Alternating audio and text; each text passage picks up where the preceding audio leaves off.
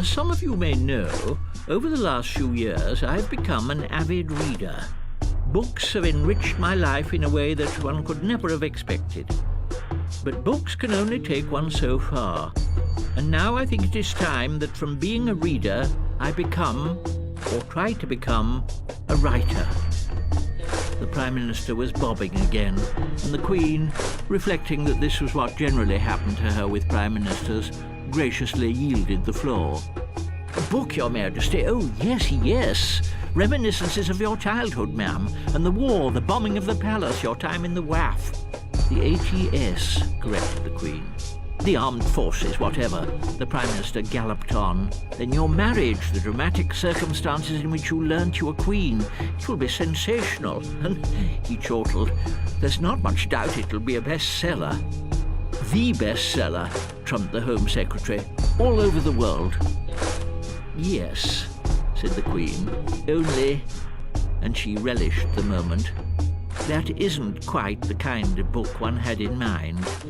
That is a book, after all, that anyone can write, and several people have. All of them, to my mind, tedious in the extreme. No, I was envisaging a book of a different sort. The Prime Minister, unsquashed, raised his eyebrows in polite interest. Maybe the old girl meant a travel book. They always sold well. The Queen settled herself down.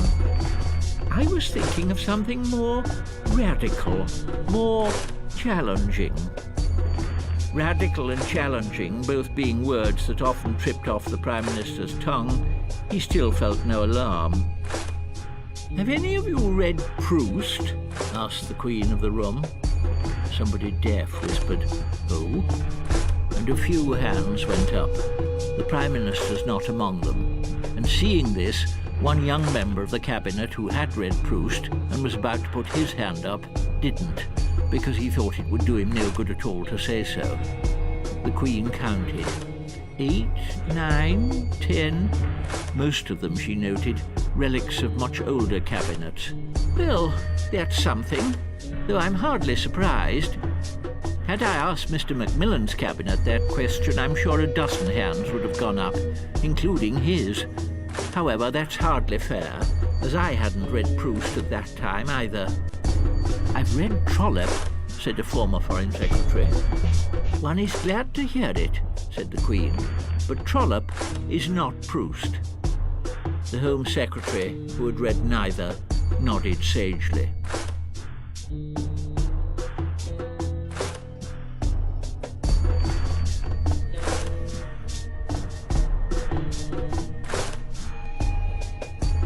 Proust is a long book. Though water skiing permitting, you could get through it in the summer recess. At the end of the novel, Marcel, who narrates it, looks back on a life that hasn't really amounted to much, and resolves to redeem it by writing the novel which we have just in fact read, in the process unlocking some of the secrets of memory and remembrance. Now one's life, though one says it oneself, has, unlike Marcel's, amounted to a great deal. But like him, I feel nevertheless that it needs redeeming by analysis and reflection. Analysis, said the Prime Minister. And reflection, said the Queen. Having thought of a joke that he knew would go down well in the House of Commons, the Home Secretary ventured on it here. Are we to assume that Your Majesty's decided to write this account because of something you read in a book, and a French book at that? Ha ha! There were one or two answering sniggers, but the Queen did not appear to notice that a joke had actually been made, as indeed it scarcely had.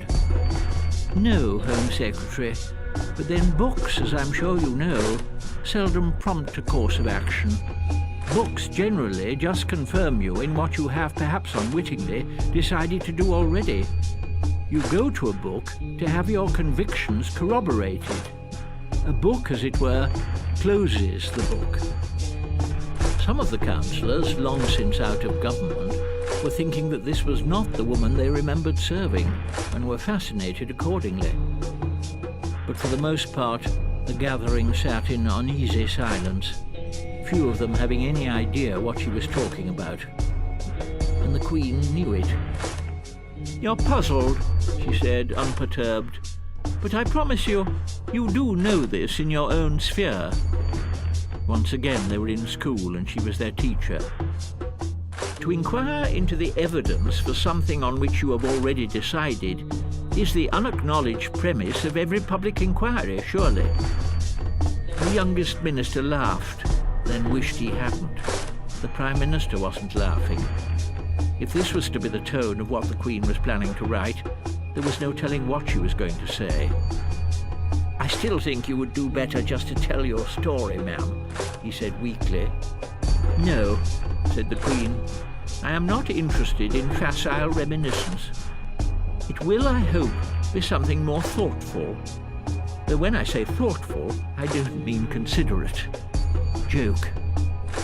Nobody laughed, and the smile on the Prime Minister's face had become a ghastly grin.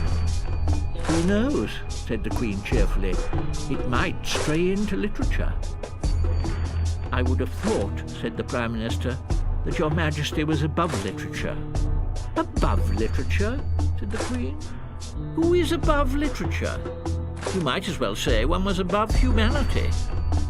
But as I say, my purpose is not primarily literary. Analysis and reflection." "What about those 10 Prime Ministers?" She smiled brightly. "There's much to reflect on there. One has seen the country go to war more times than I like to recall. That too bears thinking about." Still she smiled, though if anyone followed suit, it was the oldest ones who had the least to worry about.